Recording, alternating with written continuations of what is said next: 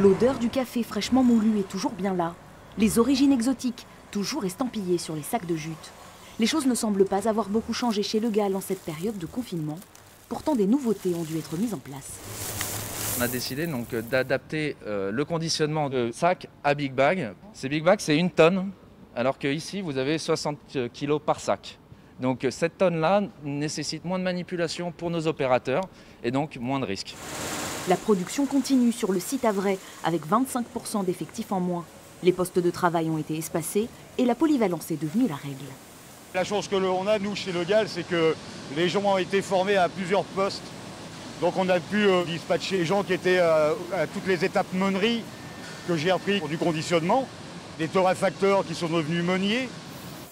Cette adaptation a permis à l'entreprise, qui vend 90% de son café via la grande distribution, de faire face à une demande exceptionnelle au début du confinement. Les commandes sont redevenues à peu près à la normale, mais on a connu dans les 2 premières semaines des hausses de 20 à 30%. Les restaurants et l'hôtellerie sont fermés, donc les consommateurs sont chez eux et vont consommer plus de café de grande distribution à domicile.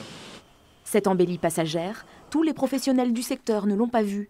Ce torréfacteur indépendant réalise 80% de ses ventes en entreprise. Aujourd'hui, la plupart d'entre elles sont fermées. Son activité s'écroule. Donc, tout ce qui a été livré début mars, c'est dans l'entreprise sans être consommé. Donc les stocks qui sont présents vont être consommés qu'au mois de juin. Donc on va reprendre l'activité de livraison en entreprise qu'au mois de juin. Donc il y aura un passage difficile de 2-3 mois obligatoire. Qu'est-ce que vous désirez ? Carrément 6 Colombis. 6 Colombis. Pour maintenir un chiffre d'affaires, Thierry Le Sueur garde sa petite boutique ouverte où viennent les habitués. Voilà. C'est sacré, le matin, si j'ai pas mon café, ça ne va pas. Il faut les soutenir. Je ne prends jamais de café en grande surface, je prends du café frais, on est amateur de café et là on sait ce qu'on a. L'entrepreneur a également développé la vente en ligne avec une livraison à domicile gratuite. Même si les commandes se multiplient, Thierry Le Sueur sait que son activité n'est pas encore tirée d'affaire. Si vraiment il y a des difficultés plus tard, je pense mettre une partie du personnel en chômage partiel puisqu'on n'a pas réalisé notre chiffre d'affaires habituel. C'est pour qu'on puisse demain survivre.